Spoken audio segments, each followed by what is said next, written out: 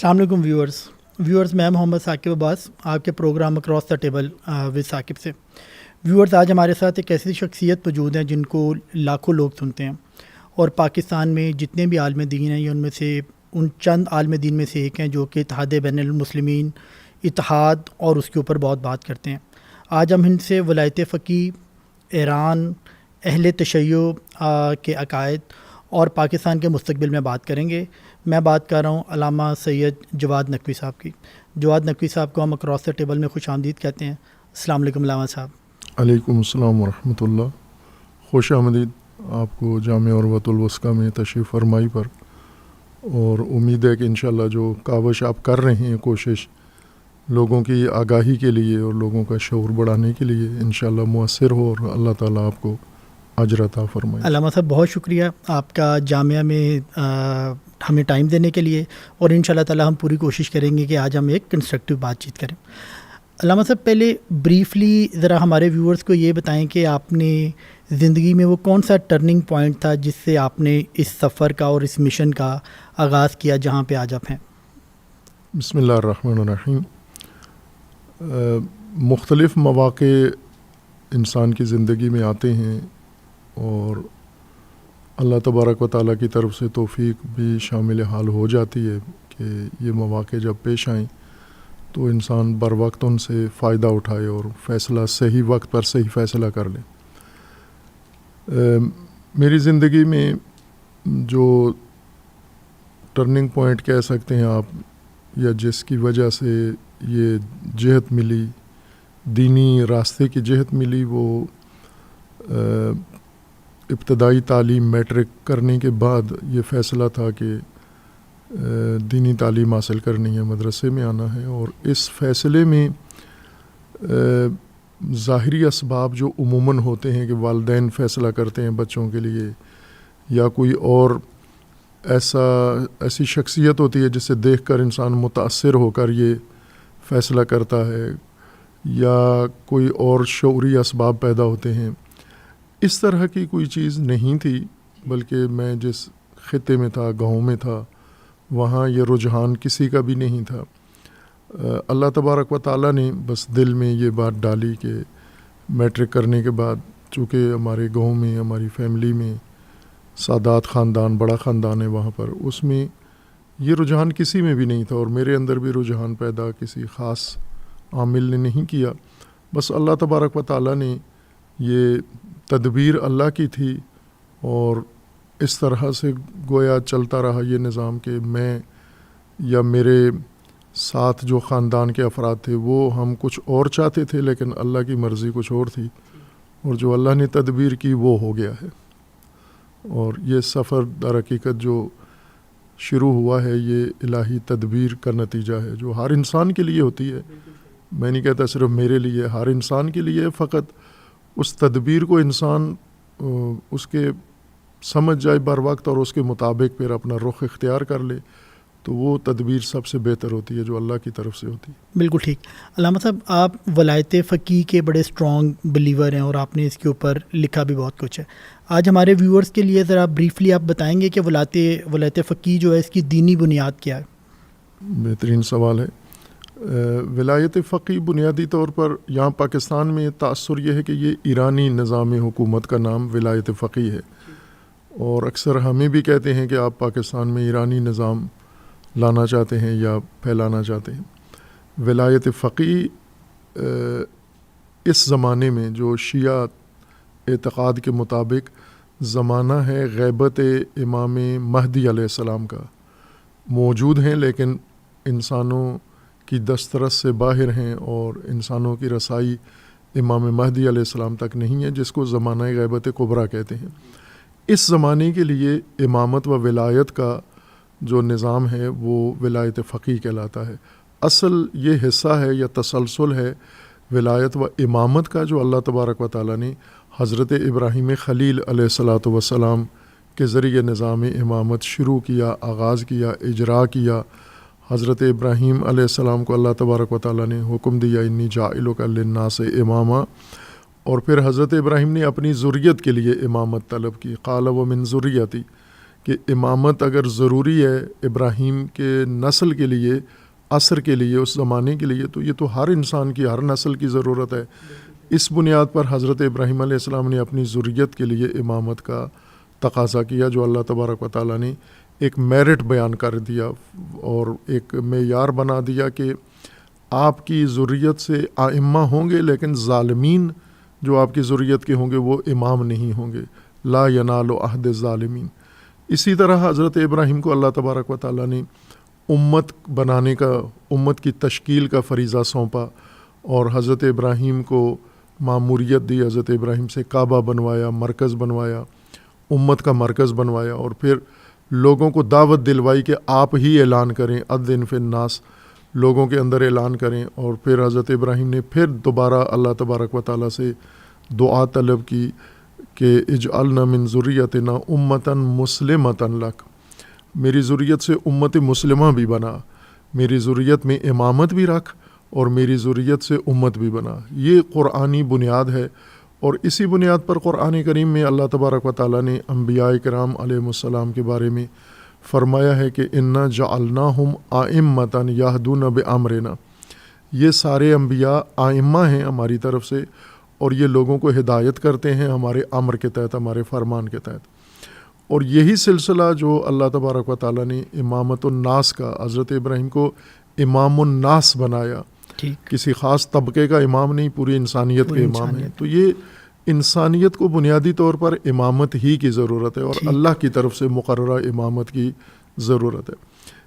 اب نبوت اس کے ساتھ ساتھ ہے، نبوت ایک عرصے کے اندر، ایک دور کے اندر آ کے نبوت کو ختم کر دیا گیا کہ اب مزید نبوت کا کام تمام ہو گیا، مکمل ہو گیا ہے، لیکن امامت کا کام مکمل نہیں ہوا، چونکہ امامت ہر نسل کو چاہیے، اس لیے ہر نسل کے لیے امامت کی ضرورت ہے، ذریت ابراہیم میں اور نسل ابراہیم میں، اور نسل آدم کو امامت کی ضرورت ہے۔ اس نظریے کے تحت رسول اللہ صلی اللہ علیہ وآلہ وسلم رسول تھے، نبی تھے، اور امام بھی تھے، امام الناس تھے حضور، اور حضور کے بعد اب نبی تو نہیں ہونا، لا نبی بعدی، ختم نبوت کے بعد نبی و رسول نہیں آنا، لیکن امام نے جاری رہنا ہے، امامت ختم نہیں ہوئی، اور امامت نبی علیہ السلام کے دور میں ہے، امامت نبی علیہ السلام کے دور کے بعد کے لیے ہے، اور امامت آج کے زمانے کے لیے بھی ہے۔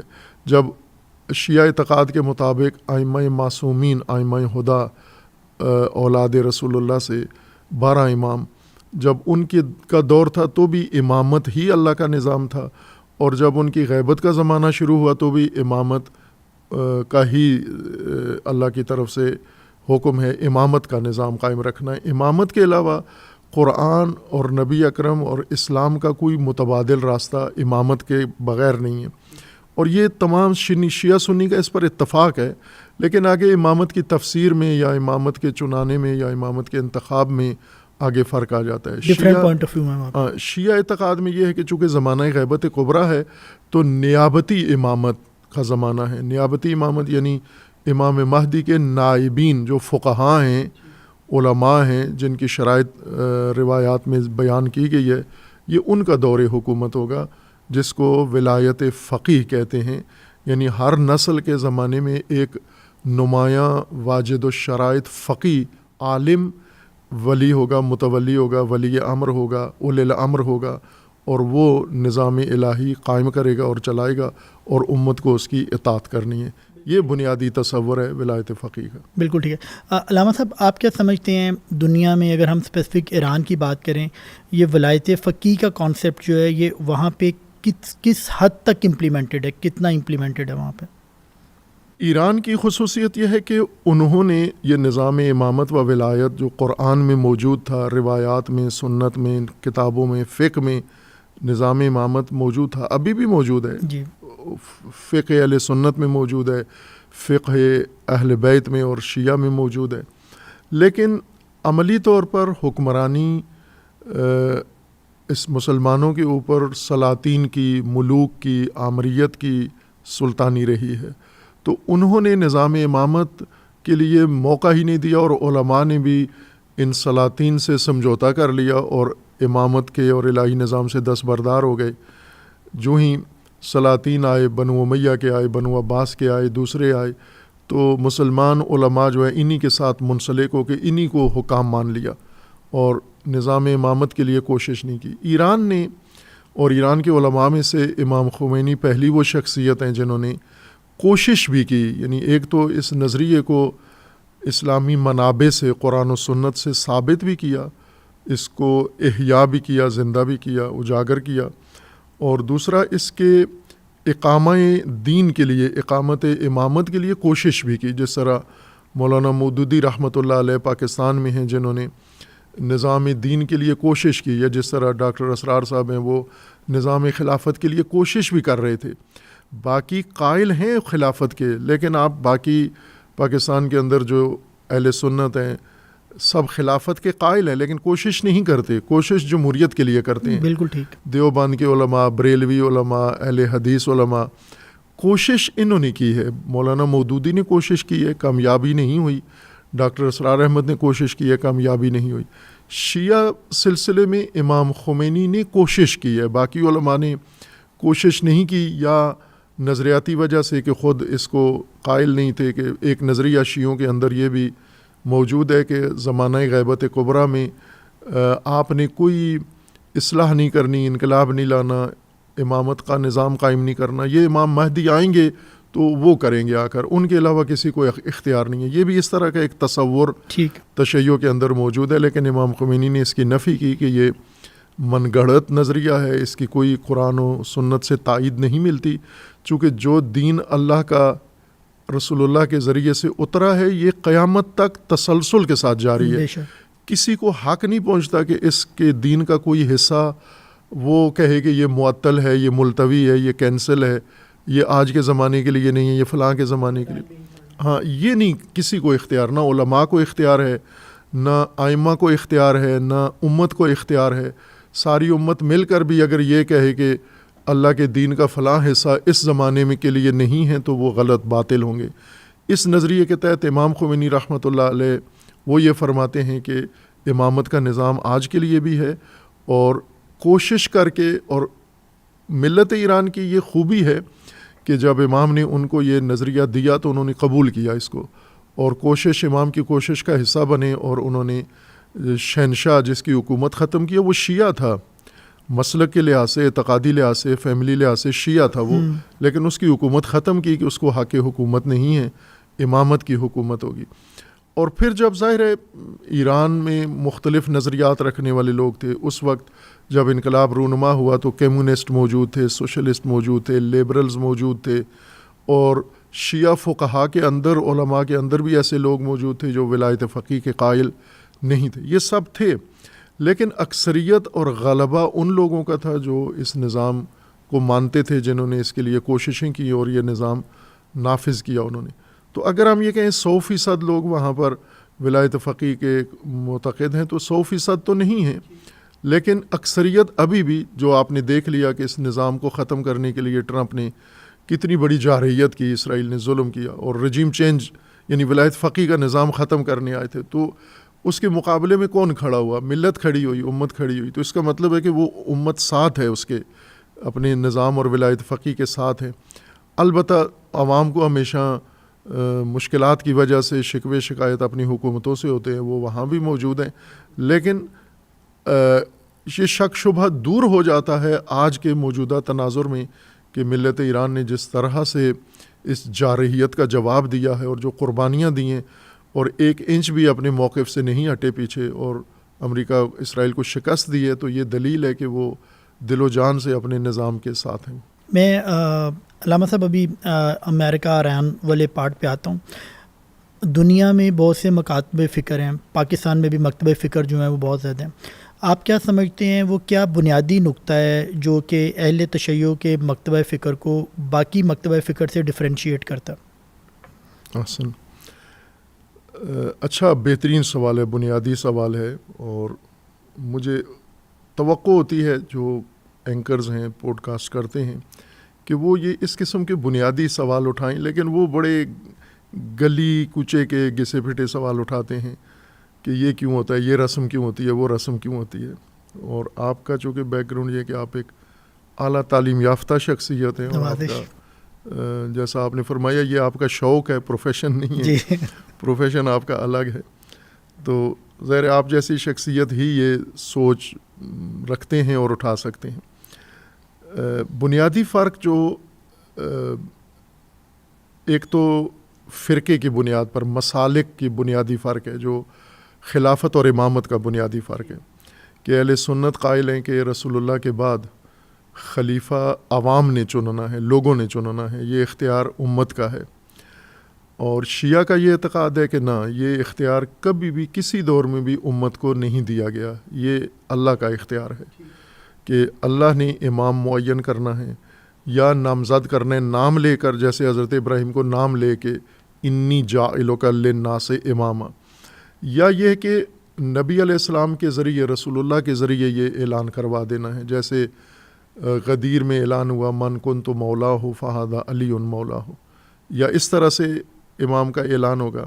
یا پہلا امام جو ابھی امام ہے وہ اپنے بعد کے امام کی نشاندہی کر جائے گا، نص قائم کر جائے گا کہ میرے بعد یہ امام ہوگا. تو یہ ایک پروسیجر ہے، لیکن تمام ان ادوار میں اور تمام زمانوں کے اندر یہ شیعہ کا بنیادی اعتقاد ہے کہ خلیفہ یا امام لوگوں نے نہیں چننا، عوام کی رائے کا اس میں عوام کی اطاعت ہے. جیسے اللہ کے قرآن میں فرمایا ہے انما ولیکم اللہ ورسولہ والذین آمنوا الذین یقیمون الصلاۃ ویؤتون الزکاۃ وہم راکعون، کہ یہ تین ولی ہیں، اللہ ولی ہے، رسول ولی ہے اور اولی الامر ولی ہے آپ کا.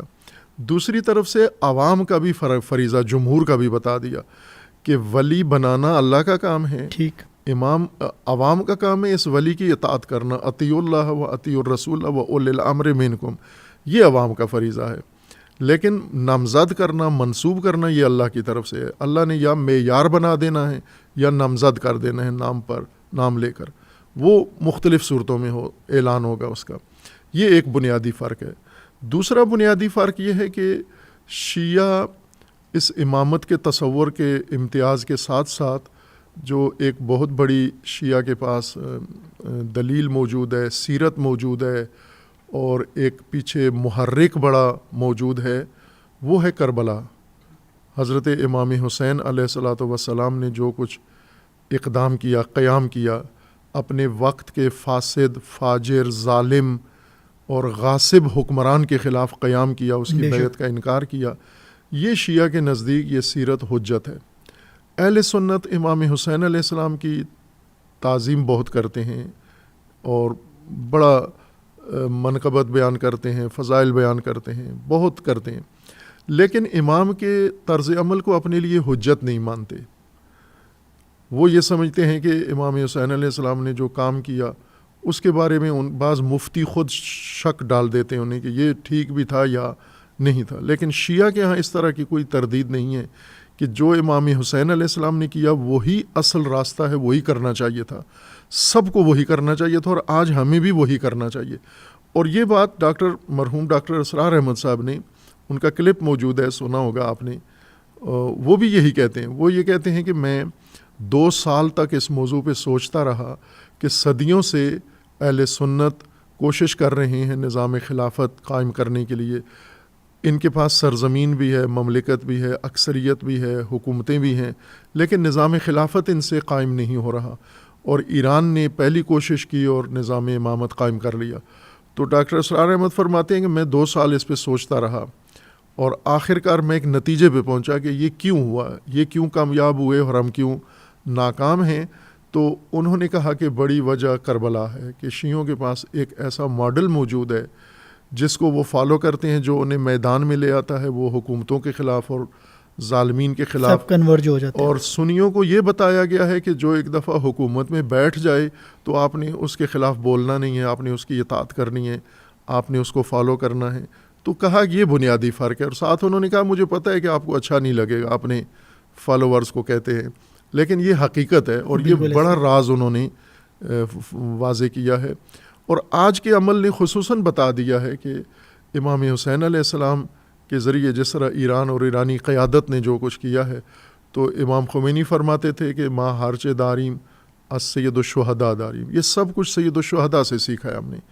تو یہ بنیادی فرق ہے اس وقت. اگر اہل سنت بھی ٹھیک ہے جو بھی ان کا نظریہ ہے، لیکن امام حسین علیہ السلام تو مشترکہ میراث ہیں سب مشترکہ میراث ہیں، بالکل۔ انسانیت کی. اور اگر اہل سنت بھی آج اگر امام حسین علیہ السلام کو اپنی زندگی کا، اپنی تحریکوں کا اور اپنے اس عمل کا ماڈل بنا لیں، ایک نمونہ چن لیں، تو میرے خیال میں پھر مسلمین کو کسی میدان میں شکست نہیں ملتی. یہ ایک بڑا کربلا کی وجہ سے تشیع نے دو قسم کا تشیع، ایک روایتی تشیع ہے جو امام خمینی کی طرح کربلا کو نہیں دیکھتا، وہ رسومات کربلا سے رسومات لے کر یا کربلا کے بارے میں رسومات بنا کر رسومات انجام دے کے اپنے آپ کو تسلی دے لیتا ہے کہ ہم نے جو کرنا تھا کر لیا، اجر و ثواب ہم نے حاصل کر لیا. امام خمینی فرماتے ہیں کہ نہ، کربلا انقلاب کی بنیاد ہے، صرف اجر و ثواب نہیں ہے بلکہ انقلاب کی بنیاد ہے.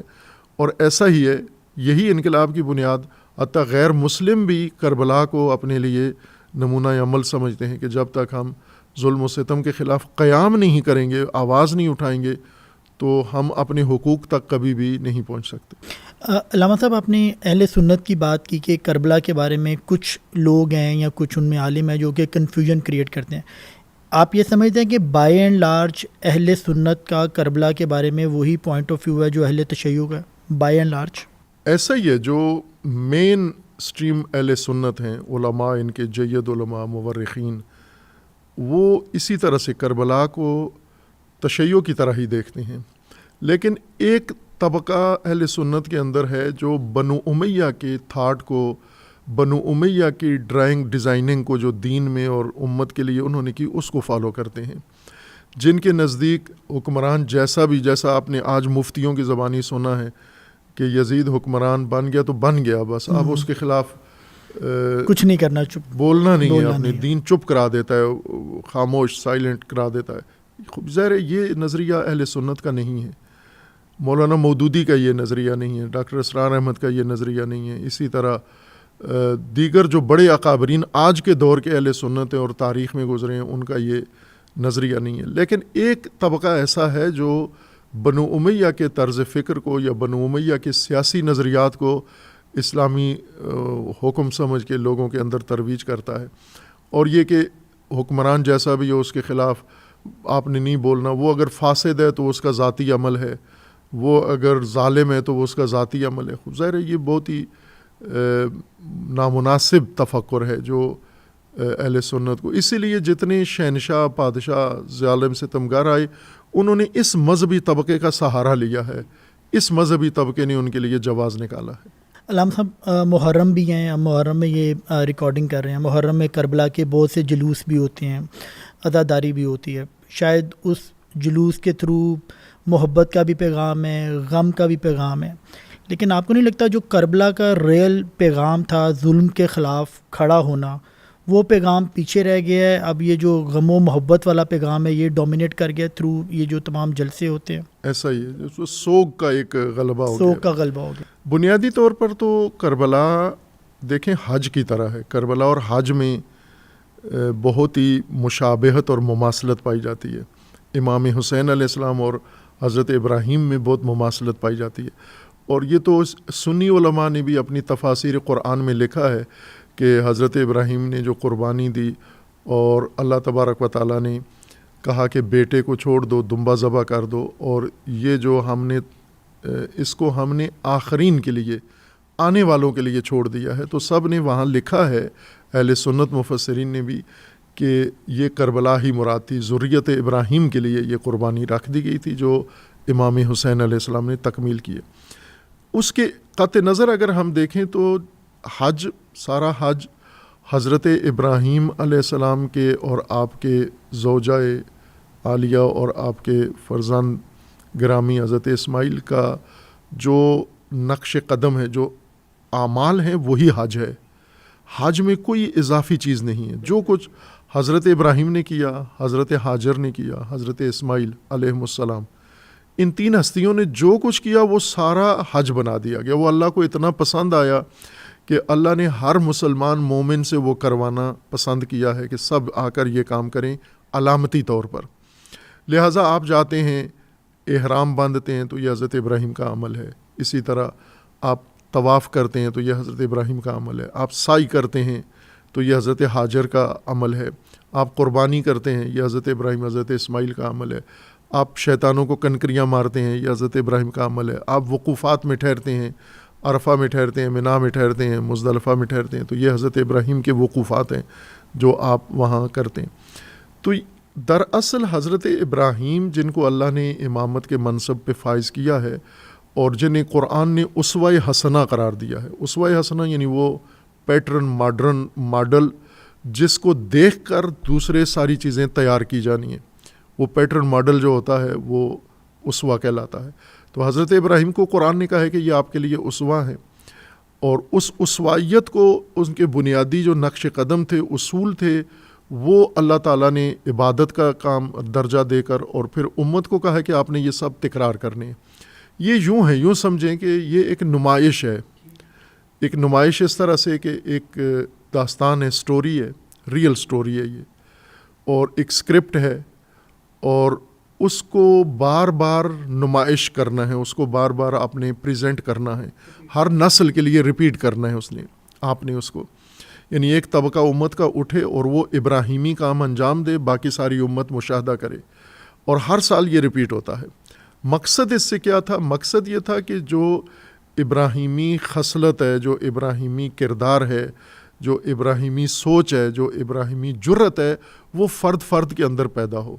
جس طرح علامہ اقبال فرماتے ہیں کہ یہ دور اپنے براہیم کی تلاش میں ہے، صنم کدہ ہے جہاں لا الہ الا اللہ، کہ ہر دور کو، ہر نسل کو ابراہیم کی ضرورت ہے۔ کیوں ضرورت ہے؟ چونکہ جہان بت کدہ بن گیا ہے، تو بت شکن کی ضرورت ہے۔ تو بت شکن یہ ابراہیم ہر دور کا کہاں پیدا ہوگا؟ اس ابراہیم سازی کے لیے حج کو رکھا گیا ہے کہ یہاں پر آ کر ابراہیمی کام کرو گے اور پھر واپس اپنے علاقوں میں جا کر بت شکنی کرو گے۔ صنم کدے میں جب واپس جاؤ گے تو وہاں بت شکنی کرنی ہے۔ بنیادی طور پر حج کا جو مقصد تھا، حج ایک نمائش ہے، حج یعنی ایک تھیٹر کی طرح، جس طرح کہہ لینا کہ ایک کہانی ہے، اور اس کہانی کو ریپیٹ کرنے ہر نسل کے سامنے یہ نمائش آپ نے اجرا کرنی ہے، تاکہ ہر نسل اسی طرح تربیت پائے تسلسل کے ساتھ۔ لیکن حج بھی آپ دیکھیں تو ثواب میں تبدیل ہو گیا ہے، اور وہ ابراہیمی رویہ، ابراہیمی سوچ، بت شکنی اور برات از مشرکین اور وہ ساری چیزیں دب گئی ہیں۔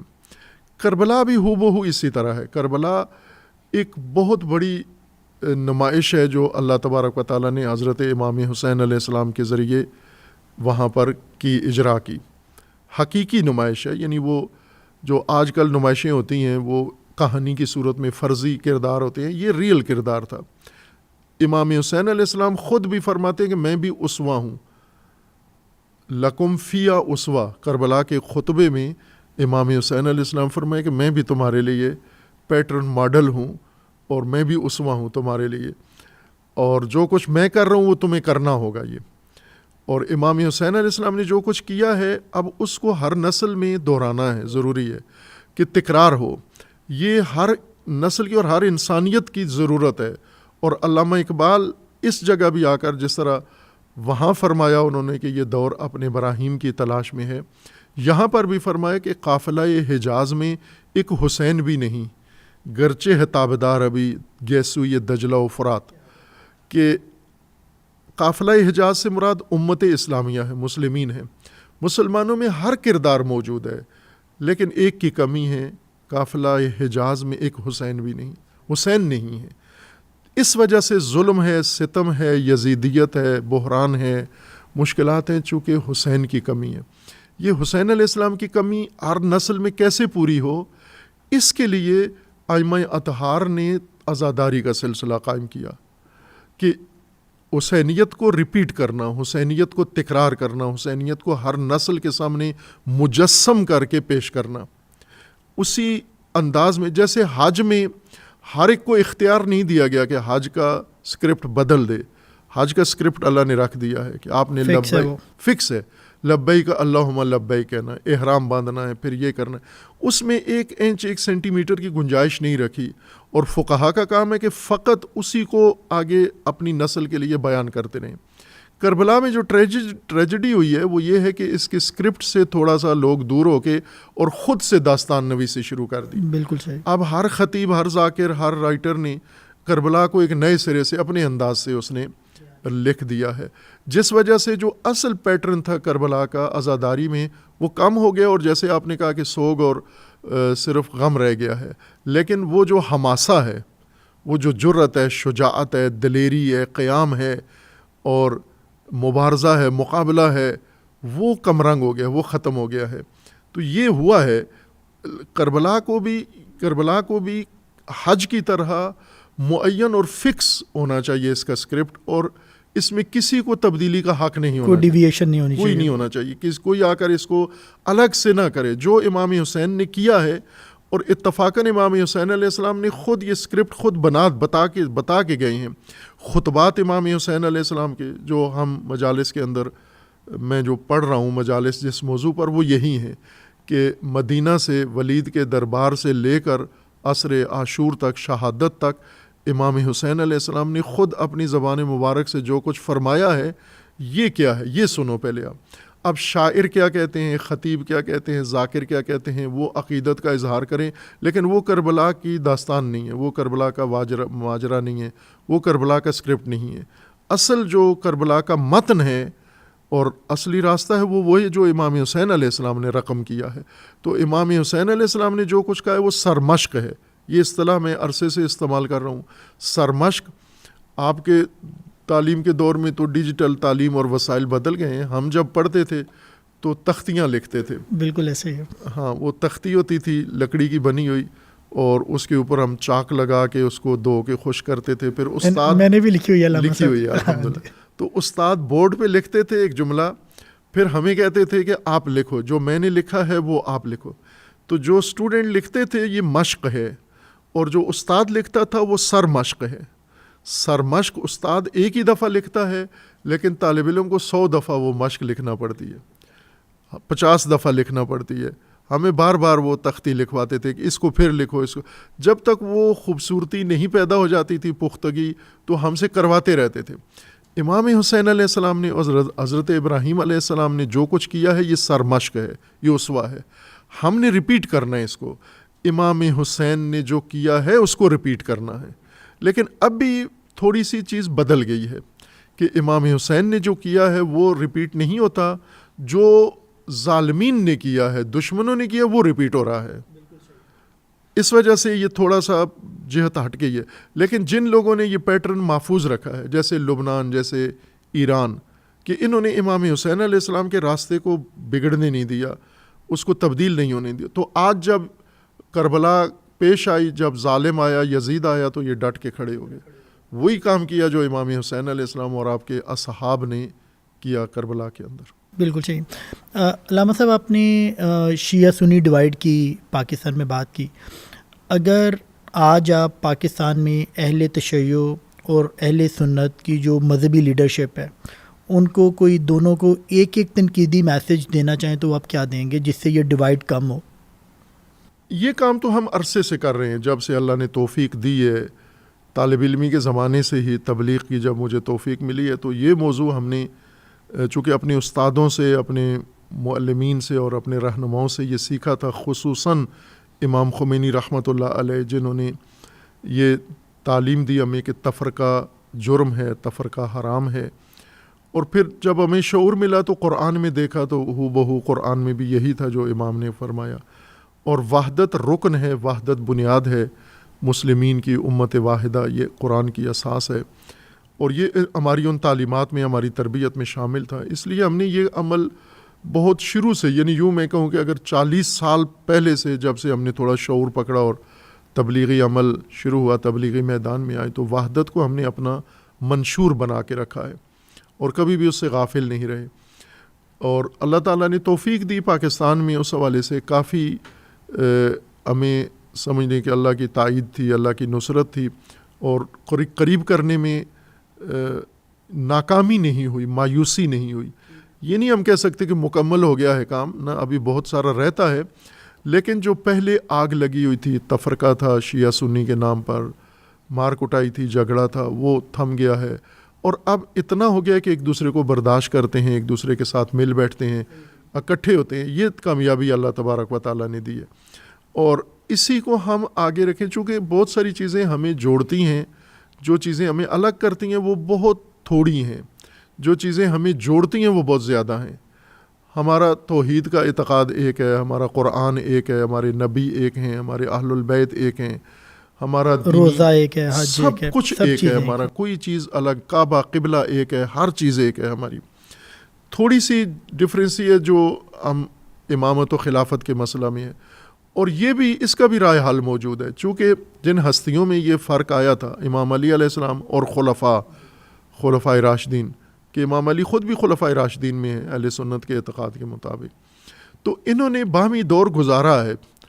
جب تین خلفاء کا دور تھا تو امام علی علیہ السلام اس دور میں موجود تھے. تو جس طرح امام علی علیہ السلام نے جو رویہ خلفاء کے ساتھ اختیار کیا ہے, وہی رویہ شیعہ کو اختیار کرنا چاہیے.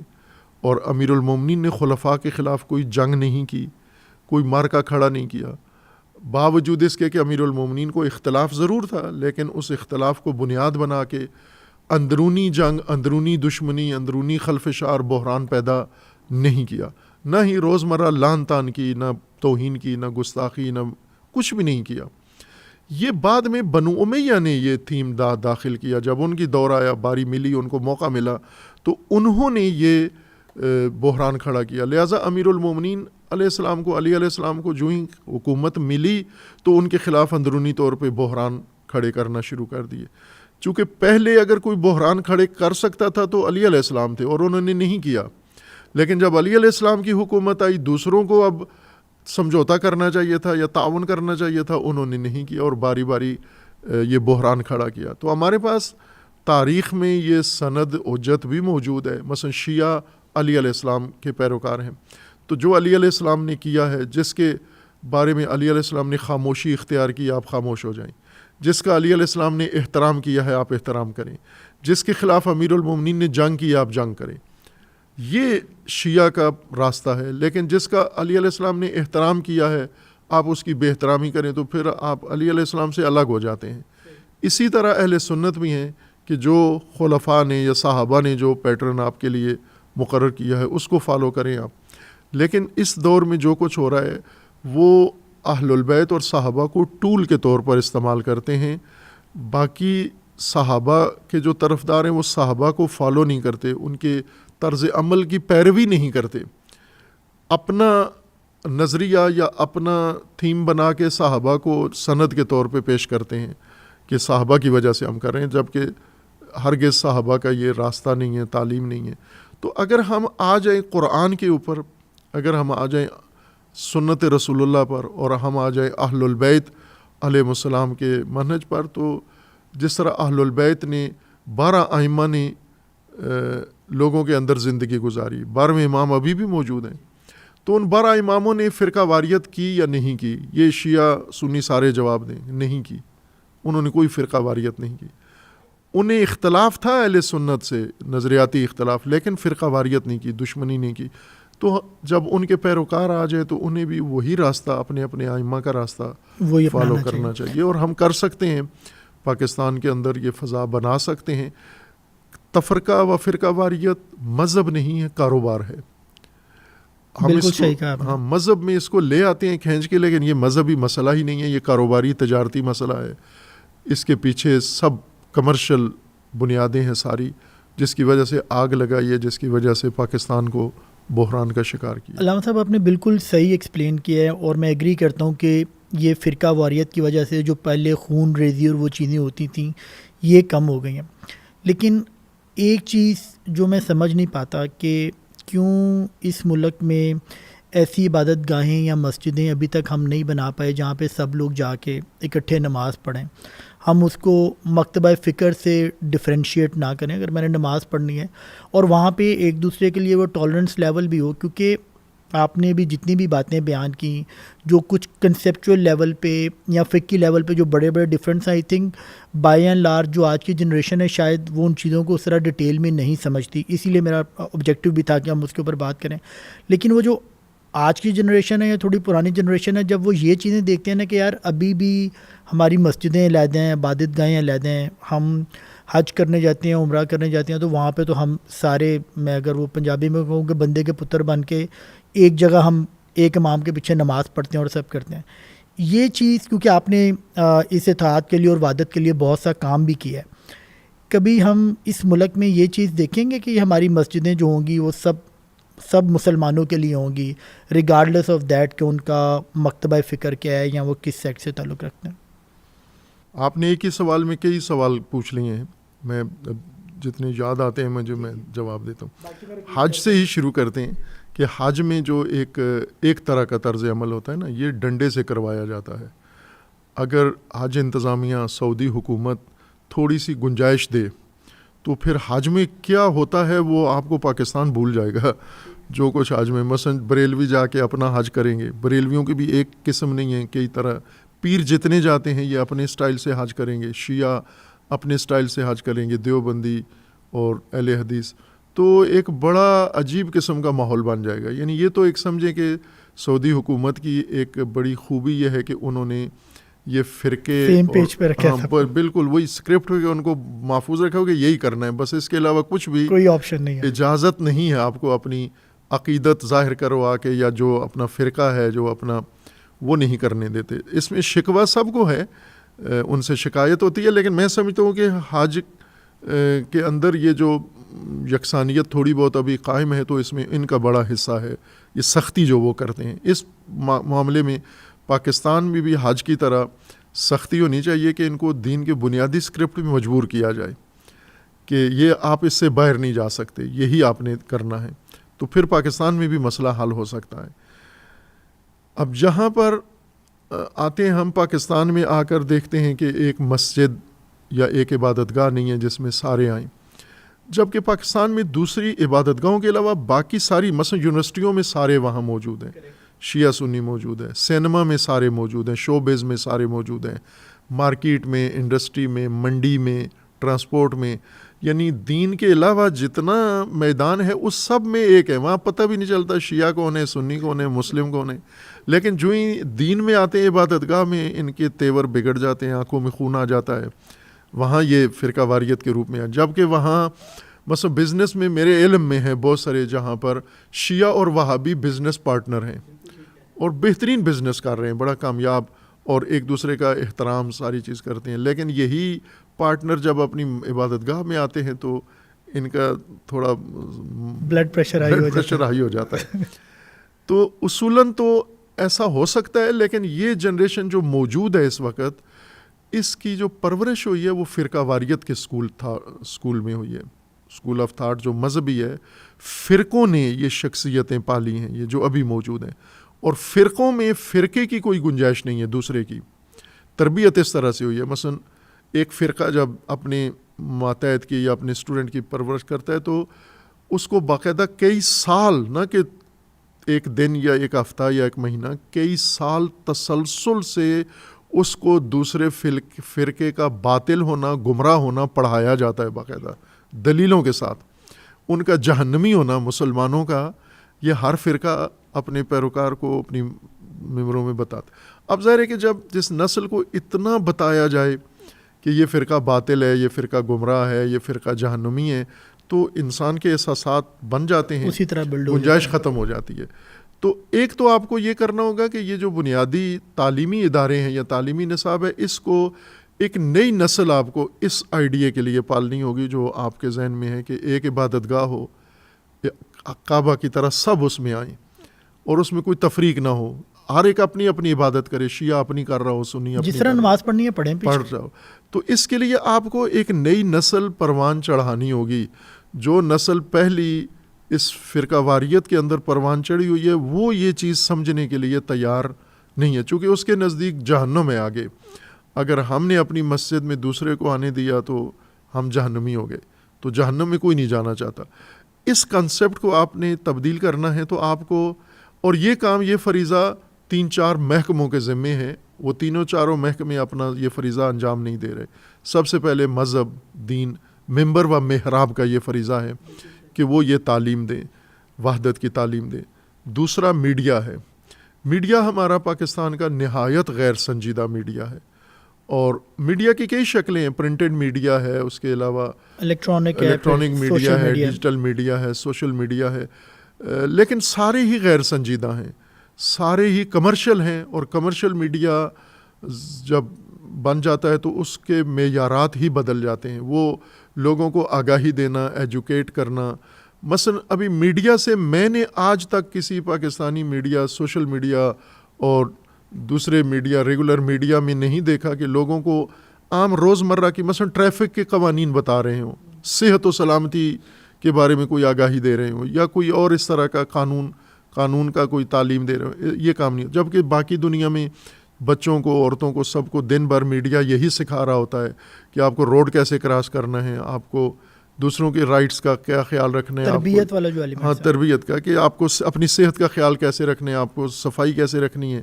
ہمارا میڈیا ہمیشہ سنسنی پھیلانے, تنازع کھڑے کرنے, بحران, تہمتیں, کردار کشی اور اس کام میں لگا رہتا ہے, اپنا کام نہیں کر رہا. تیسرا ادارہ تعلیمی ادارے ہیں, کالجز ہیں, یونیورسٹیز ہیں, مدرسے ہیں, دینی مدرسے ہیں. یہ اپنا کام نہیں کر رہے ہیں.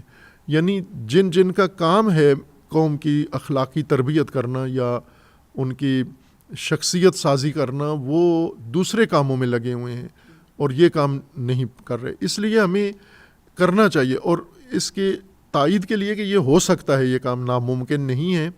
عروۃ الوثقیٰ اس کی بہترین مثال ہے کہ یہاں پر باوجود اس کے کہ شہرت اس کی یہ کہ شیعہ ادارہ ہے, لیکن آپ اس میں آ کے دیکھیں گے اس میں ہر مسلک کا آدمی ہے. یہاں ٹیچر سنی بھی ہیں یا شیعہ بھی ہیں, یہاں سٹاف کے اندر اہل سنت بھی ہیں یا سٹاف کے اندر شیعہ بھی ہیں. یہاں پر جتنے بھی متعلقہ ہمارے محکمے ہیں اس کے اندر دونوں ہیں. مسجد میں دونوں نماز پڑھتے ہیں, عبادت دونوں کرتے ہیں, اور کوئی تفریق نہیں ہے. یعنی یوں نہیں کہ اگر کوئی اہل سنت اس مدرسے میں آتا ہے تو اس کو اجنبیت کا احساس ہو. مثلا آپ آئے ہیں, اہل سنت ہیں, تو آپ کو نہیں احساس ہوا ہوگا کہ کسی نے آپ کو سنی سمجھ کر کوئی ایسا بیہیویئر دکھایا ہو. نا, جو شیعہ کو پروٹوکول ملے گا وہی آپ کو ملے گا, اہل سنت کو. یعنی اس لحاظ سے کوئی تفریق نہیں ہے. یہ مسلمان ہے, بس مسلمان ہے, یہ کافی ہے. ہم نے اپنے بچوں کو, اسٹوڈنٹس کو یہ تعلیم دی ہے. چونکہ وحدت کی باتیں عموماً ٹی وی چینلز پر, ٹاک شوز میں تو کرتے ہیں علماء, یا جب سرکاری اجلاس ہوتے ہیں ان میں کرتے ہیں وحدت کی بات آن کیمرہ بس. ہاں, لیکن اپنے مسجد میں جا کر نہیں کرتے. بلکہ یہ ایک میں دلچسپ لطیفہ سناتا ہوں. ہر سال حکومت ایک محرم کی آمد پر ایک میٹنگ کرتی ہے, اس سال بھی ہوئی ہے. تمام مسالک کے چیدہ افراد کو بلاتے ہیں.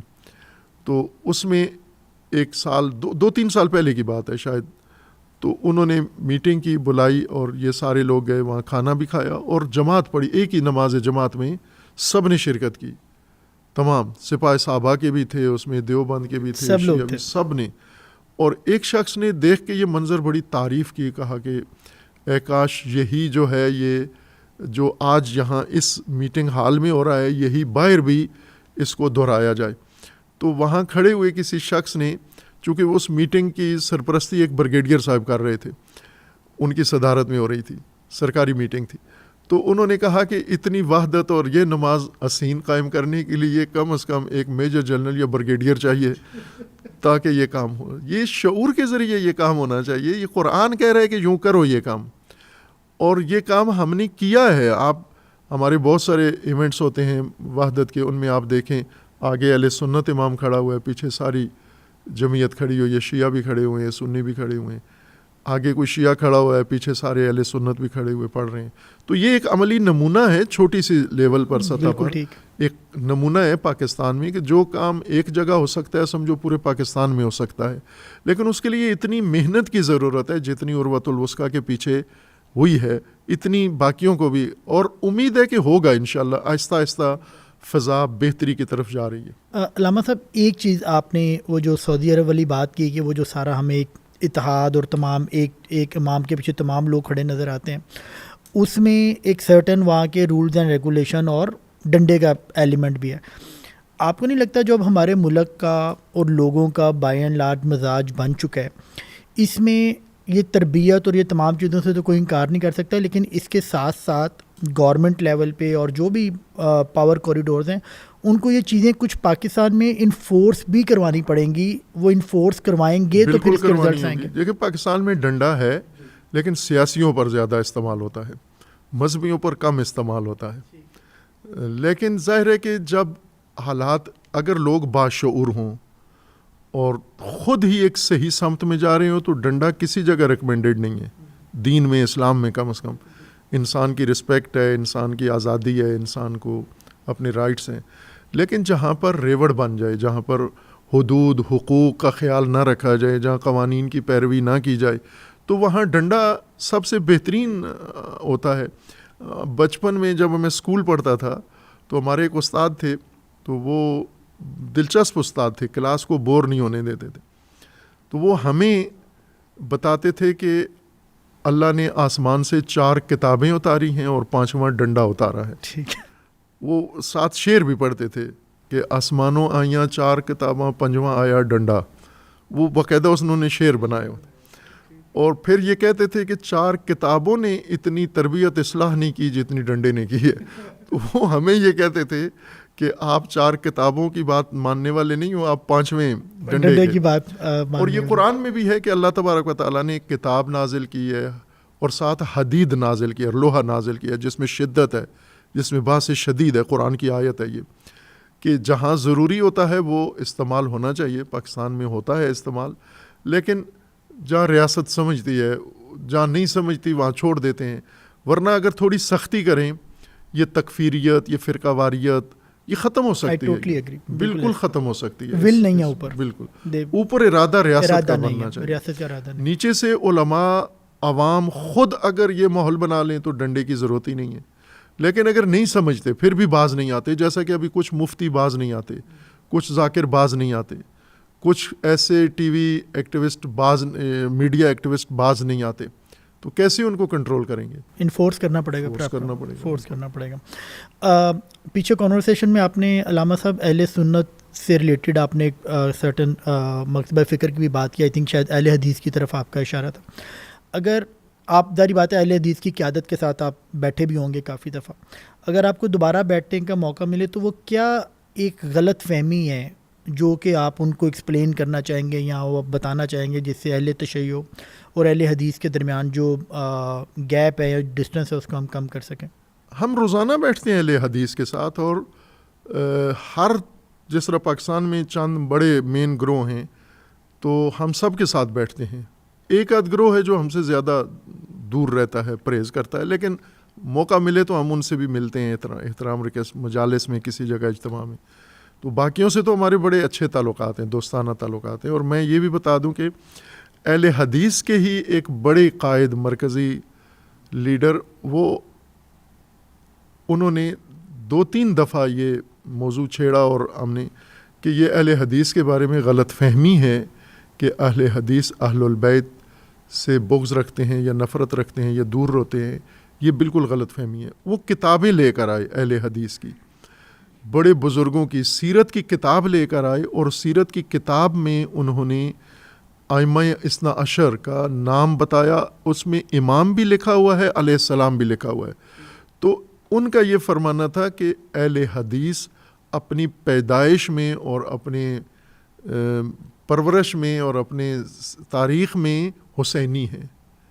لیکن یہ بعد میں ایک طبقہ ایسا پیدا آیا ہے ناصبی، جنہوں نے اہل البیت کے دشمنوں کی تعریفیں شروع کر دی ہیں دیگر مقاصد کے تحت. تو اہل حدیث کی جو بنیاد ہے، بڑے بڑے اکابرین بر صغیر کے اندر اہل حدیث کے، جیسے نواب صدیق حسن خان صاحب ہیں، ان کی کتابیں ہیں جن کے اندر اہل البیت کا جس عظمت کے ساتھ، جس شان کے ساتھ ذکر ہے، تو وہ بڑے ان کے اکابرین میں سے ہیں. اسی طرح ان کے اور اب وہ جو نام ان کا بھول گیا، تھوڑا یہ حافظہ میرا کمزور ہے ناموں کے حوالے سے. تو ان کی کتاب ہے سیرت کی کتاب. اس سیرت کی کتاب میں ایک چیپٹر پورا ائمہ اہل البیت علیہ السلام کے بارے میں، اور بڑے آداب کے ساتھ، انہی آداب کے ساتھ جو شیعہ ذکر کرتے ہیں، یعنی امام اور علیہ السلام. اسی طرح آپ اگر مسجد النبی میں چلے جائیں، مسجد النبی کا ایک اوپن ہال موجود ہے جس پہ چھت نہیں ہے، پرانی مسجد جو تھی، اب تو پھیل کے کافی بڑی ہو گئی ہے، لیکن وہ پرانی مسجد جو بالکل روضہ رسول کے سامنے ہے، روضہ رسول اللہ صلی اللہ علیہ وآلہ وسلم کے پیچھے جو مسجد ہے، اور اس کے پرانا ایک اوپن ہال ہے جو چھتریاں جس میں کھلتی ہیں، اس کے چاروں طرف اگر آپ دیکھیں تو ائمہ اثنا عشر کے نام لکھے ہوئے ہیں. عثمانی دور میں لکھے گئے تھے جب یہ مسجد النبی ترکوں کے اختیار میں تھی، انہوں نے وہ نام لکھے، اور شیعہ طرز پر نام ہے. امام حسین علیہ السلام، حسین ابن علی علیہ السلام، حسن ابن علی علیہ السلام، علی ابن حسین علیہ السلام، تمام ائمہ بار، اور امام مہدی کا نام بھی لکھا ہوا ہے، اور ساتھ یہ بھی لکھا ہوا ہے کہ مہدی الحی، زندہ ہیں یہ مہدی، اور ان کے ساتھ بھی علیہ السلام لکھا ہوا. تو 12 ائمہ کے نام زیر سعودیہ اہل حدیث کے اختیار میں ہیں، مسجد النبی ان کے اختیار میں ہے، تو وہاں پر یہ نام خود دلیل ہیں کہ اہل حدیث قبول کرتے ہیں. لیکن ایک طبقہ ایسا پیدا ہوا ہے، جیسے بریلوی، کوئی سوچ سکتا تھا کہ بریلویوں میں اہل بیت کے دشمنوں کی تعریف کرنے والے پیدا ہو جائیں؟ سوچ کوئی نہیں سکتا تھا. بریلوی جن کا نظریہ ہی عشق رسول، محبت رسول، محبت اہل، لیکن آج یہ ایسا طبقہ پیدا ہو گیا ہے کہ جو کھل کے اہل البیت کے دشمنوں کے اور یزید تک کو وہ احترام کرنے کی کوشش کرتے ہیں یا اعتراض کرتے ہیں. تو یہ ایک سمجھے آخر الزمان کی علامتیں ہیں کہ اہل حدیث جو اہل البیت سے اپنے ثبوتوں اور کتابوں کی شہادت سے میں کہہ رہا ہوں، میں کوئی ویسے تو میں ہر ایک کا احترام کرتا ہوں. ایک اہل دیوبند آئے مفتی صاحب تو کہنے لگے کہ مجھے پتہ ہے کہ آپ کسی کی بے حرمتی، بے احترامی نہیں کرتے، سب کی تعریفیں احترام کرتے ہیں، لیکن میں آپ سے تنقید سننا چاہتا ہوں. چونکہ آپ تو دیوبند نہیں ہیں، آپ شیعہ ہیں، تو یقینی بات ہے کہ دیوبند کے بارے میں آپ تنقیدی نگاہ رکھتے ہیں، تو وہ آپ تنقید کریں مجھ پر، مجھے پسند ہے. چونکہ آپ تعریف کرتے ہیں تو اسی طرح اب تعریف تو ہم سب کی کرتے ہیں، احترام سب کا کرتے ہیں، اختلاف بھی ہے اور احترام بھی ہے، دونوں ہیں. لیکن حقیقت میں جو اہل حدیث کے بزرگوں نے، اور وہ موجود ہیں اور وہ دکھا بھی سکتے ہیں ٹی وی پر بھی، اور انہوں نے کیا بھی ہے یہ کام، وہ کتابیں بھی آپ کو دکھائی جا سکتی ہیں. کہ میں نے ان سے کہا تھا کہ یہ کتاب ہمیں اس کی ایک فوٹو اسٹیٹ کر کے یا کچھ دیں تاکہ ہم اپنی لائبریری میں پروف ثبوت کے طور پر رکھیں. وعدہ دیا انہوں نے، لیکن ابھی تک ہمیں ملی نہیں ہے. یہ کتاب ری پرنٹ ہوئی ہے پاکستان میں، لیکن اس میں سے یہ چیپٹر نکال دیا گیا ہے ائمہ اہل البیت علیہ السلام کی تکریم کا. اور اس طرح کی کئی کتابیں ہیں، ایک دو نہیں ہیں، متعدد کتابیں. یہ ایک خاص تفکر پیدا ہوا ہے جو اہل البیت کے مقام کو گھٹاتے ہیں یا اہل البیت کے دشمنوں کی تعریف کرتے ہیں. یہ اس آخری دور کی پیداوار ایک طبقہ ہے جو سیاسی یا کاروباری مقاصد کے لیے پیدا کیا گیا. علامہ صاحب میں اسی پہ آ رہا تھا کہ یہ جو طبقہ جو ڈیوائڈ کریٹ کرتا ہے، آپ کی کیا اسیسمنٹ ہے؟ یہ طبقہ مس گائیڈڈ ہے یا فنڈڈ ہے؟ اس کے جو شروعات ہیں، بنیادیں ہیں، فاؤنڈیشنز ہیں، وہ تو فنڈڈ ہے. وہ باقاعدہ پلاننگ ہے، اور اس کے روٹس باہر جا ملتے ہیں. یعنی آپ تاریخ تھوڑی سی پڑھیں، جس زمانے میں یہ لوگ پیدا ہوئے ہیں، یہ کچھ زیادہ دور کی بات نہیں ہے. یہ تقریباً 200-300 سال پہلے سے یہ کام شروع ہوا ہے، جب سے انگریز بر صغیر میں آئے ہیں، یا جب سے انگریزوں نے آ کے یہ قبضہ کیا ہے، مشرق وسطیٰ پر قبضہ کیا ہے، عرب ملکوں پہ قبضہ کیا ہے، عثمانی حکومت توڑی ہے انہوں نے اور اپنا تسلط جمایا ہے. تو ساتھ ساتھ انہوں نے یہ طبقہ بھی پیدا کیا. قادیانیت اسی دور میں پیدا ہوتی ہے، باہیت اسی دور میں پیدا ہوتی ہے، یہ طبقات بھی اسی دور میں پیدا ہوتے ہیں. تو ان کے باقاعدہ اکیڈمیز ہیں، ان کے تھنک ٹینک ہیں مغرب کے اندر، جس کے کافی ثبوت پروف بھی ہیں. بعض کتابیں بھی لکھی گئی ہیں، جیسے لارنس آف اوریبیا، اس کا کردار آپ پڑھیں اگر آپ، یا ہمفرے جس کا سفرنامہ لکھا ہوا ہے کہ وہ عرب ملکوں میں آ کے ان لوگوں نے کیا کیا. یہ وہ لوگ تھے جو آئے ہیں مسلمانوں کے اندر فرقے بنانے کے لیے، نفرتیں ابھارنے کے لیے، تو فنڈز دیے انہوں نے باقاعدہ. لیکن جب یہ بنا دیا، آگے چلا، تو پھر یہ مس گائیڈڈ لوگوں کے ہاتھ میں چلا گیا. پھر یہ وہ لوگ ان کے ہاتھ میں چلا گیا جن کی ایک نادانی کہہ لیں، نافہمی کہہ لیں، جہالت ہے یا جذباتیت ہے. تو جو چیز آپ ایک بناتے ہیں، مثلا پاکستان دشمنی، نعوذ باللہ، کوئی بھارتی گروپ آتا ہے پاکستان دشمنی کے لیے، کوئی گروپ بناتا ہے، گروپ بنا کے پھر اس کو جذباتی لوگوں کے حوالے کر دیتا ہے. ٹھیک.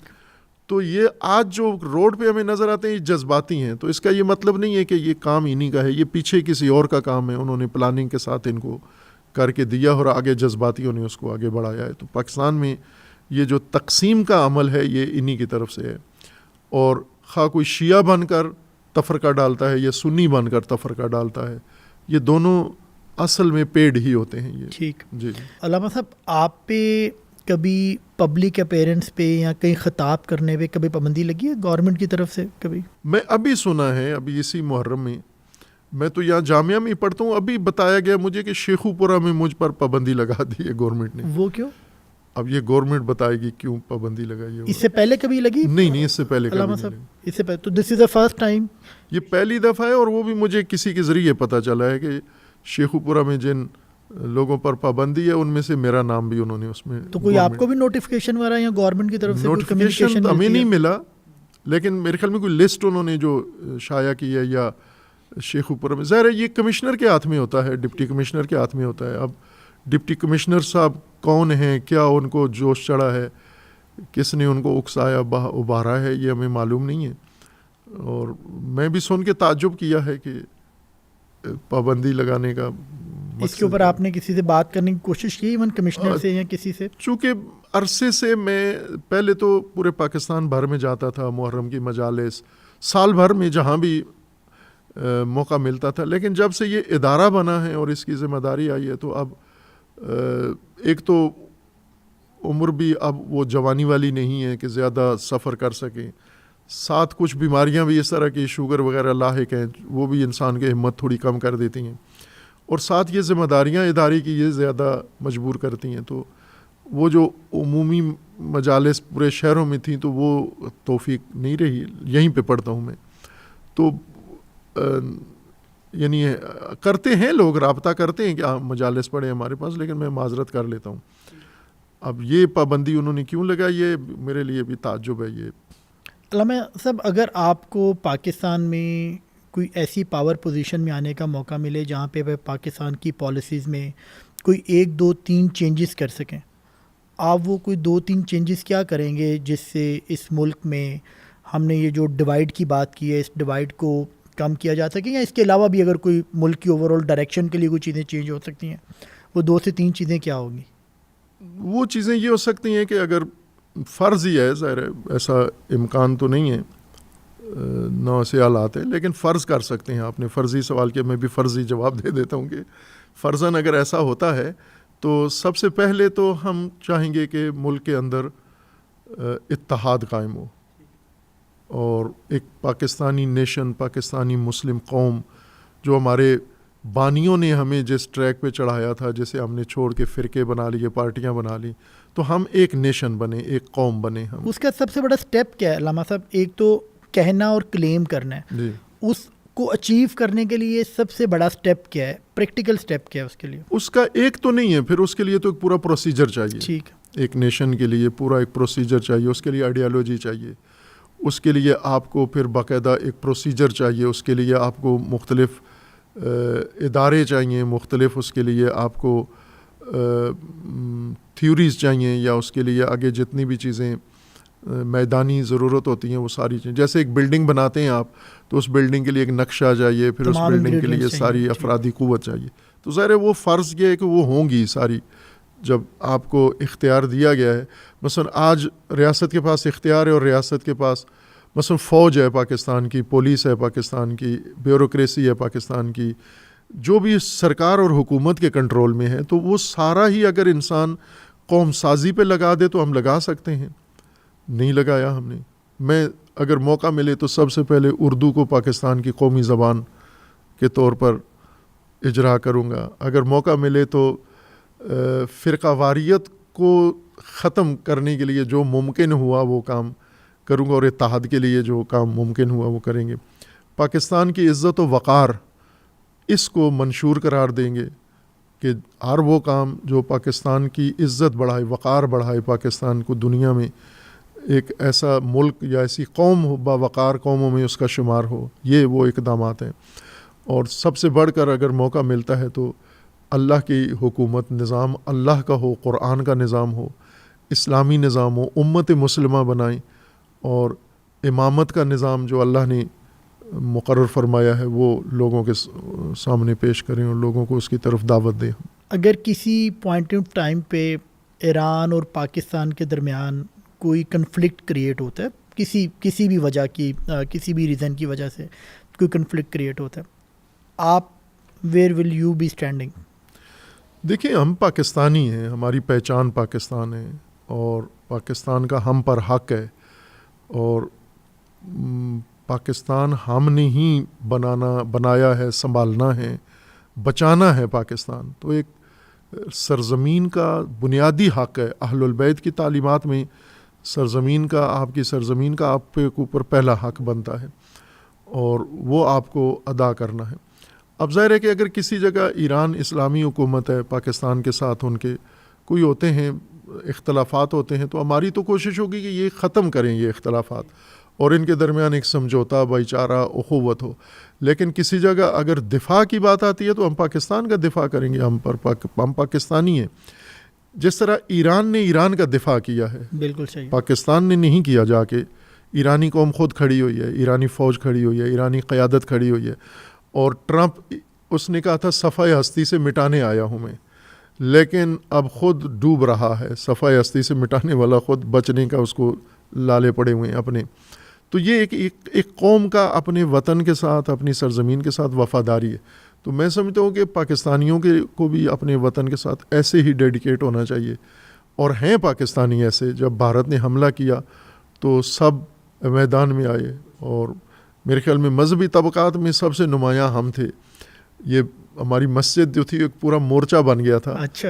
اور ہمارے بچے, ہماری خواتین, پبلک ساری جمعے کی نماز پڑھ کے ہم نے باقاعدہ پریڈ کی. ایک پریڈ ہم نے مال روڈ پہ کی اور ایک ہم نے یہاں پر کی. یہ باقاعدہ برگیڈ بنا کے, دفاعی برگیڈ بنا کے, علامتی طور پر یہ بتانے کے لیے کہ ہم ملک کے لیے جان دینے کے لیے تیار ہیں. اور وہ نشر بھی ہوا ہے, تصویریں آپ دیکھ بھی سکتے ہیں اس کو. تو یہ تو طے ہے یہ بات کہ پاکستان, میں یہ کہتا ہوں کہ پاکستان جو لوگ تنخواہ لے کے حب الوطنی کی باتیں کرتے ہیں, یہ ریٹائرمنٹ تک صرف ڈیوٹی کر رہے ہوتے ہیں. ریٹائرمنٹ کے بعد یہ چلے جاتے ہیں باہر, وطن سے بھی بیزار ہو جاتے ہیں. اولادیں ابھی ہی بھیجی ہوئی ہیں انہوں نے. یہ جو دوسروں کو محب وطن بنانے کی تلقین کرتے ہیں, بچے ابھی بھیجے ہوئے ہیں. وطن سے اتنی محبت ہے ان کی کہ اپنے بچے وطن میں پسند نہیں کرتے. ایسٹس بھی باہر ہیں مولانا, ایسٹس بھی باہر ہیں, پیسہ بھی باہر ہے, سب باہر ہیں. تو یہ تو تنخواہ لے کے یہ بات کرتے ہیں. جو اس کی ڈیوٹی ہے ذرا پولیس ہے, جب تک تنخواہ لے رہا ہے وہ نظم قائم کرے گا, لیکن ریٹائرمنٹ کے بعد. لیکن عوام تو اصل پاکستانی عوام ہیں, اصل پاکستانی ہم ہیں, جنہوں نے یہیں پیدا ہوا ہے, یہیں جینا ہے, یہیں مرنا ہے. نہ بیرون ملک ہم نے جانا ہے, نہ ہمارے بچوں نے جانا ہے. تو ہم تو ایک ایسی مملکت, ایسی سرزمین چاہتے ہیں جو ہمارے لیے امن ہو اور ہماری آنے والی نسلوں کے لیے پرامن تر ہو وہ, اور اس میں یہ سب کچھ نہ ہو جو آج ہم بھگت رہے ہیں. نہ یہ دفاعی طور پر غیر مضبوط ہو, غیر محفوظ ہو, اور نہ ہی کسی حوالے سے نا امن ہو. یہ ہماری ترجیح ہے. اگر ہمیں موقع ملے پاکستان کی خدمت کا تو یہ جو آرزو ہے یہ پہلی ترجیح ہوگی ہمیں. چونکہ سیاسی لوگوں نے تو ثابت کر دیا ہے کہ وہ یہ نعرے لگاتے ہیں لیکن کر نہیں سکتے. یہ مذہبی طبقہ اقتدار میں آنے تک یہ باتیں کرتا ہے, اقتدار میں آ کے پھر انہی کے ساتھ وفادار ہو جاتا ہے, اتحاد بنا لیتا ہے. لیکن ایک دفعہ امام حسین علیہ السلام کا راستہ پاکستان میں آزمانے کی ضرورت ہے, اپنانے کو, اور میرے خیال میں اچھا نتیجہ نکلے. آپ کبھی فیوچر میں دیکھ رہے ہیں کہ وہ راستہ اپنایا جائے گا اور کبھی ہم اہل تشیع کا بھی کوئی وزیر اعظم ہم اس ملک میں دیکھیں گے؟ بالکل ہو سکتا ہے, کیوں نہیں ہو سکتا. آئے بھی ہیں, پہلے آئے بھی ہیں. صدر, ابھی موجودہ صدر بھی کہا جاتا ہے شیعہ ہیں. پہلے بہت سارے صدر یحییٰ خان وہ شیعہ تھے. اسی طرح بہت سارے شیعہ سیاسی اعلیٰ عہدوں پر گزرے ہیں ہر جگہ پر. لیکن یہ جب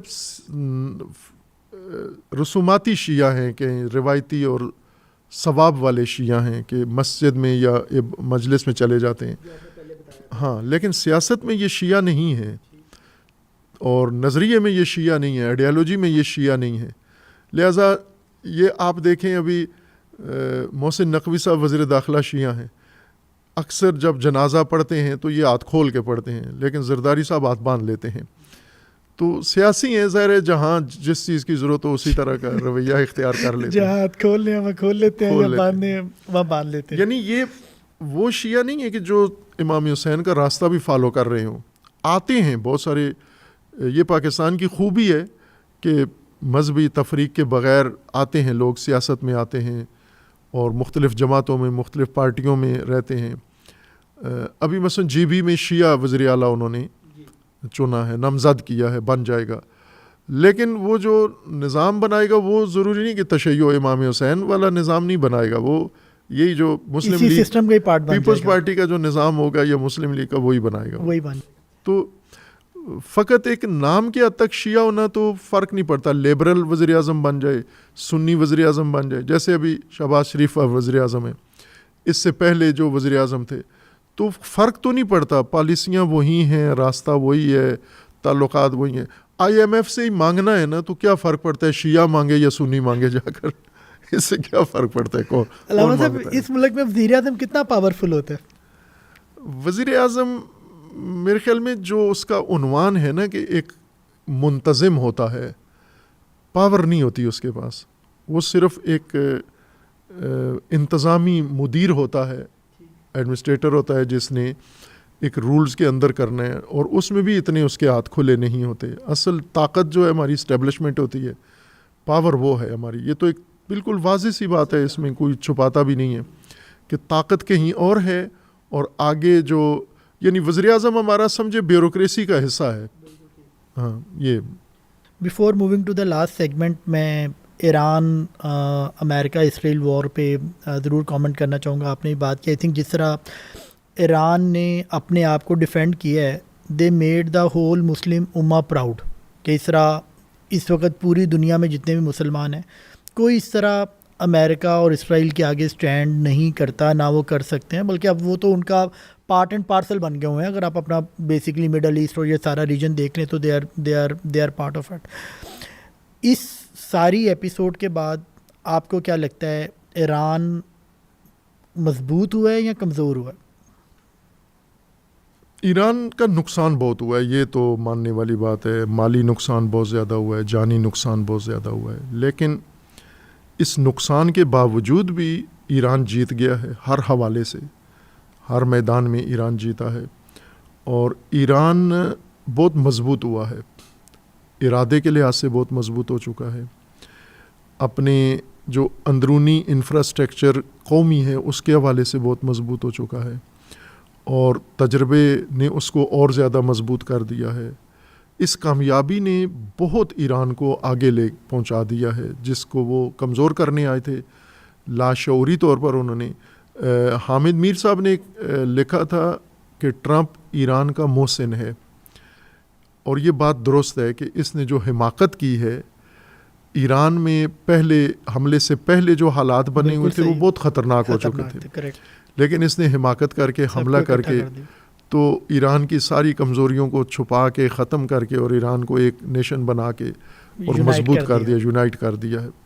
تو نقصان کا ازالہ کر لیں گے. وہ پہلے بھی جنگ ہوئی ہے، ان کے ساتھ نقصان ہوا ہے، انہوں نے نقصان سنبھال لیا ہے، اور ابھی بھی کر لیں گے. نقصان شدید ہے، لیکن یہ نہیں کہہ سکتے کہ مجموعی طور پر عالمی بساط پہ ایران بہت طاقتور ہو گیا ہے. بلکہ اس خطے کی میں سمجھتا ہوں کہ ایک سپر طاقت بن گیا ہے ایران. ہمیشہ ایسا ہی ہوا ہے. عالمی جنگ میں اگر آپ دیکھیں، پہلی عالمی جنگ میں، دوسری عالمی جنگ میں، تو جو ونر تھے وہی ان کا ہی نظام چلتا تھا.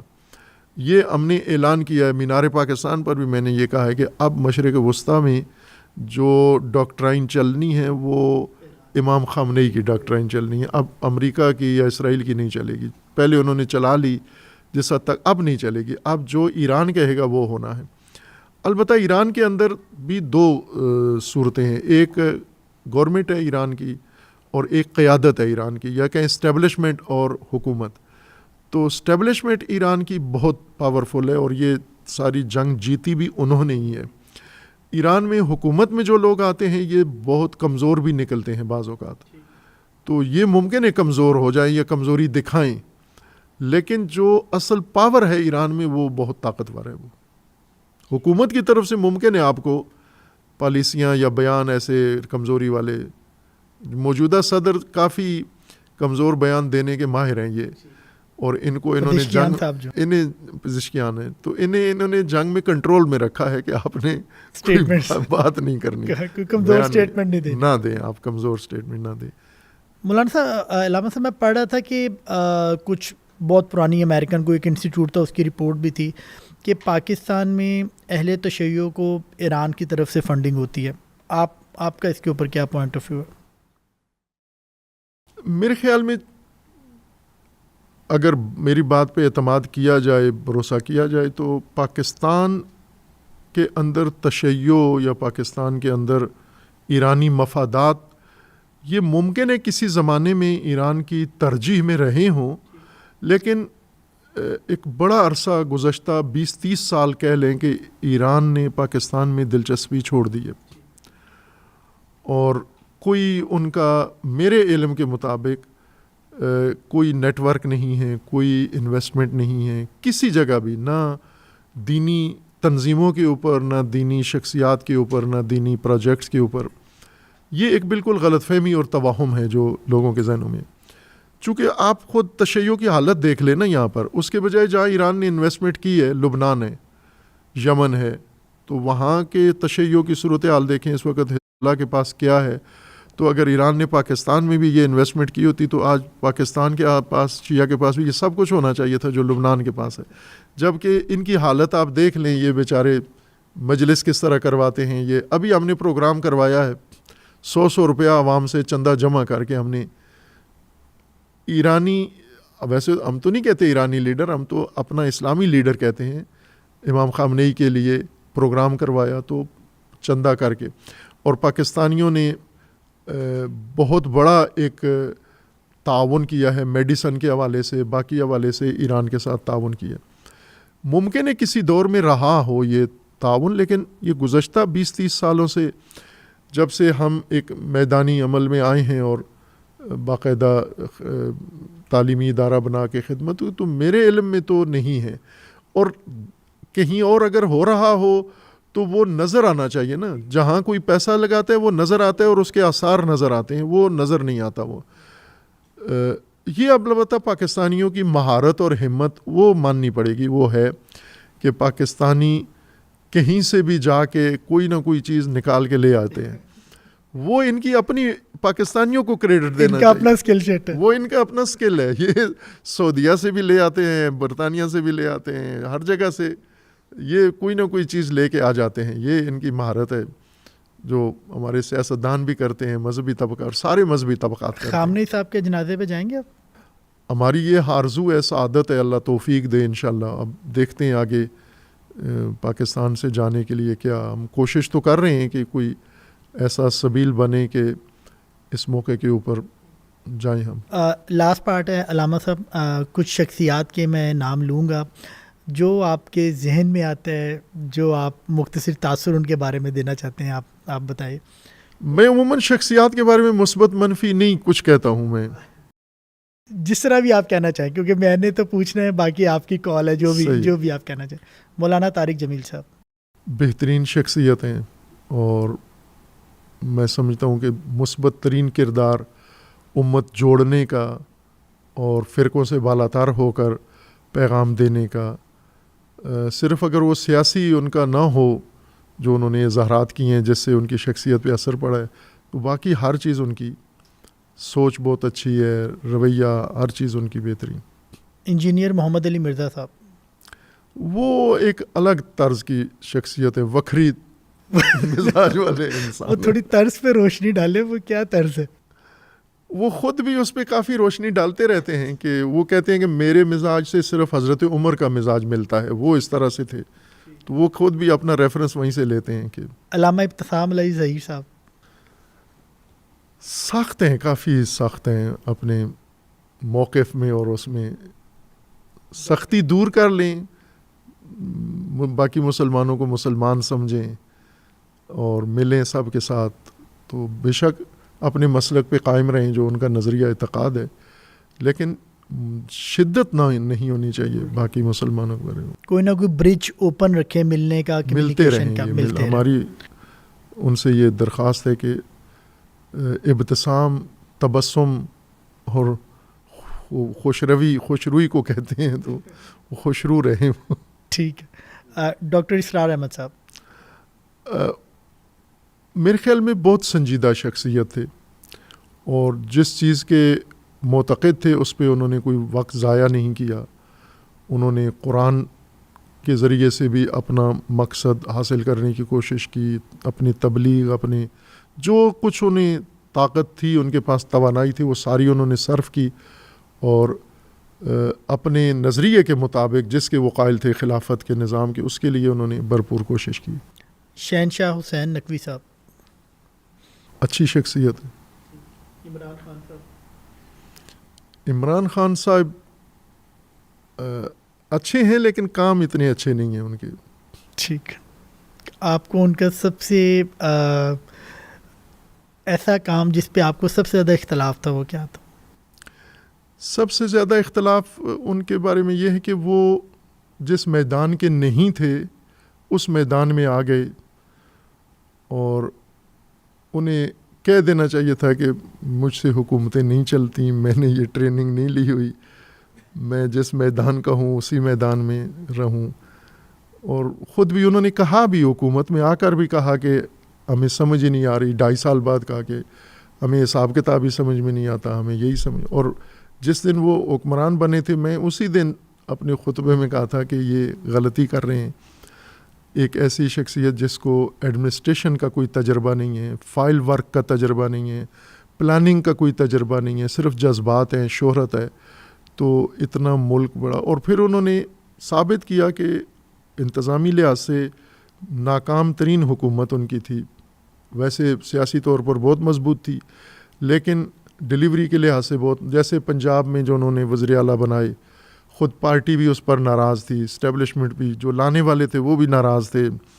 تو یہ وہ چیزیں تھیں جو انہوں نے کی ہیں، اور میرے خیال میں انہیں نہیں آنا چاہیے تھا سیاست میں. وہ جس میدان میں تھے، جو رفائی فلاحی کام کر رہے تھے، شوکت خانم اسپتال، وہ بہترین کام تھا، اس کو جاری رکھتے، اور باقی جو توانائیاں تھیں وہ اثر رسوخ اپنا ادھر استعمال کرتے.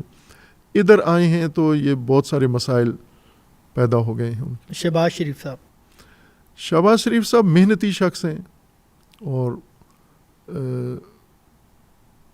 کر لیتے ہیں، ماحول بنانے میں بہت اچھے ہیں. ٹھیک ہے.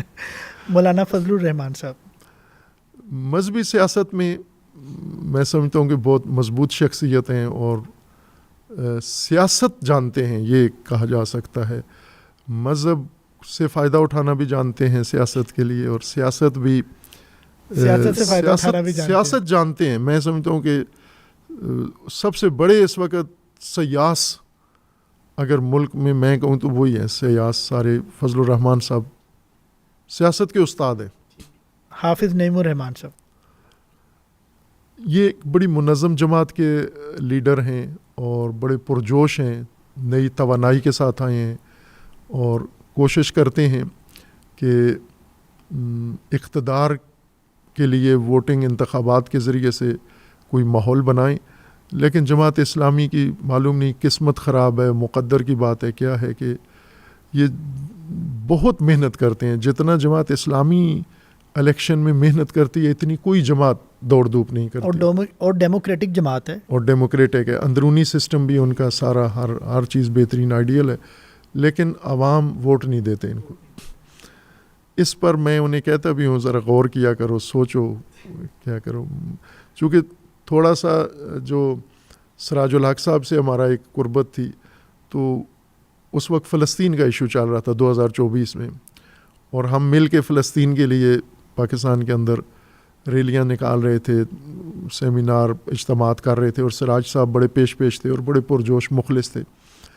تو پھر انہوں نے ناگہان یہ فلسطین کا ایشو چھوڑ کے تو انتخابات میں جت گئے.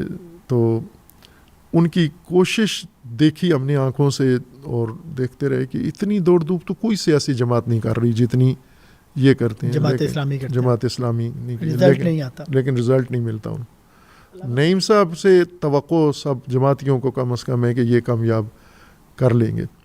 کراچی میں پولیٹیکلی کافی کامیاب رہے ہیں، تو لیٹس ہوپ کہ وہ باقی اسی حوالے سے اس میں بھی کر لیں گے. علامہ صاحب اس ملک کے نوجوانوں کو کوئی لاسٹ میسج جو آپ دینا چاہیں اس فورم سے؟ جوانوں کو میں تو دعا کرتا ہوں جوانوں کے لیے کہ آج کے دور کی نسل آپ ہیں اور آپ اپنے نسل کا عہد نبھائیں.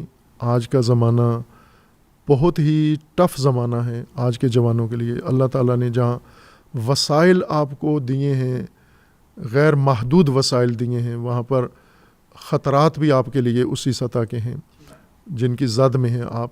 تو آج کے جوان کو تو بہت ہوشیاری کی ضرورت ہے، بہت بیداری کی ضرورت ہے، آگاہی کی ضرورت ہے. اور جو لہریں ویوز چلتی ہیں، میڈیا چلاتا ہے یا جو بھی، تو اس میں بہہ نہ جائیں. اپنا وقار پیدا کریں، اپنی شخصیت کا وزن پیدا کریں، آگاہی زیادہ سے زیادہ حاصل کریں، کاذب چکروں میں نہ پڑیں. ریاست جو سیاست اور باقی دین کے نام پر جو گمراہیاں ہیں، میڈیا ہے، ہر بچے کے پاس ہے، ہر گھر کے پاس ہے، تو شکار نہ ہو جائیں، اس آندھی میں اڑ نہ جائیں. پلاسٹک کی تھیلیوں کی طرح نہ ہوں کہ یہ آندھی اڑا کے آپ کو درختوں کے اوپر لٹکا دے، بجلی کی تاروں کے ساتھ جا لٹکائے آپ کو. چھوٹی کنکری کی طرح رہو، لیکن آندھی میں اپنی جگہ ثابت قدم رہو، وہاں پر مضبوط رہو، وہاں اڑو نہیں، ان ہواؤں کے ساتھ اڑو نہیں آپ. تو یہ ہماری دعا بھی ہے ان جوانوں کے لیے انشاءاللہ کہ اللہ تعالیٰ انہیں آفات سے محفوظ رکھے، خطرات سے محفوظ رکھے، اور اللہ انہیں آگاہی دے، بصیرت دے، روشنی دے، عقل دے ان کو، اور اپنا عہد نبھانے کی اللہ توفیق دینے. آخر میں ہمیں علامہ اقبال کا اپنا سب سے جو پسندیدہ شعر ہے وہ ایک سنا دیں. اقبال کا ہر شعر مجھے پسند ہے، خود اقبال مجھے بہت پسند ہیں. اور میرا چونکہ اقبال سے محبت بہت زیادہ ہے، حافظہ میرا کمزور ہے بہت، میں وہی شعر دہرا دیتا ہوں. مجھے ہر شعر پسند ہے علامہ کا، چونکہ شروع میں علامہ اقبال کا اسکول کے زمانے میں جب شعر پڑھتا تھا سمجھ نہیں آتا تھا، لیکن یہ احساس ہو جاتا تھا کہ بات بہت بھاری ہے. ہاں مزہ آتا تھا، لیکن پتہ نہیں چلتا تھا یہ کہنا کیا چاہ رہے ہیں. اور اس کے باوجود یہ شغف ختم نہیں ہوا، جاری رہا. پھر اللہ نے توفیق دی، ایک زمانہ ایسا آیا کہ ان کا شعر سمجھ آنا شروع ہو گیا. تو وہ بڑا اہم زمانہ وہ تھا، وہ مجھے ابھی بھی وہ زمانہ اور یاد ہے کہ جب شعر سمجھ آنا شروع ہوا. تو اس وجہ سے ان کے ہر کلام سے ہی لذت محسوس کرتا ہوں میں، ہر جملے سے، ہر لفظ سے، ہر اصطلاح سے ان کے. تو یہی شعر جو پہلے میں نے آپ کی خدمت میں پڑھا ہے کہ قافلہ حجاز میں، چونکہ محرم بھی ہے، قافلہ حجاز میں ایک حسین بھی نہیں، گرچہ ہے تابدار ابھی گیسو یہ دجلہ و فرات. کیا بات، بہت خوب. علامہ صاحب بہت شکریہ، میں آپ کا بہت مشکور ہوں، آپ نے اپنا قیمتی وقت نکالا. مجھے بہت کچھ سیکھنے کا موقع ملا اس نشست سے، اور ہم دعا کرتے ہیں کہ آپ جو پاکستان میں لوگوں کو اکٹھا رکھنے کے لیے اور شیعہ سنی ڈیوائڈ کم کرنے کے لیے جو کام کر رہے ہیں، اللہ تعالیٰ آپ کو اس میں کامیابی دے. اور ان شاء اللہ تعالیٰ مستقبل میں ہم آپ سے دوبارہ ضرور ٹائم مزید لیں گے. اپنا ڈھیر سارا خیال رکھیے گا اور ہمیں دعاؤں میں یاد رکھیے گا. شکریہ آپ کا، اور آپ کے اس سنجیدہ سوالوں کا بھی، کہ آتے ہیں بہت سارے، اکثر کو میں جواب دے دیتا ہوں کہ نہیں سنجیدگی نہیں ہوتی، لیکن چاند ایک کو، لیکن وہ بڑے نچلے لیول کے سوال کرتے ہیں، اور آپ نے الحمدللہ، میں نے طالب علمانہ جواب دیے ہیں، اب کتنے ٹھیک ہیں غلط ہیں وہ پبلک فیصلہ کرے گی، لیکن آپ نے الحمدللہ سوال کو اچھا سنجیدگی کے ساتھ اور بہتر سوال کیا. بہت بہت شکریہ آپ. آپ کے یہ الفاظ میرے لیے بہت قیمتی ہیں. بہت شکریہ. جزاک. السلام علیکم. السلام علیکم ورحمۃ اللہ.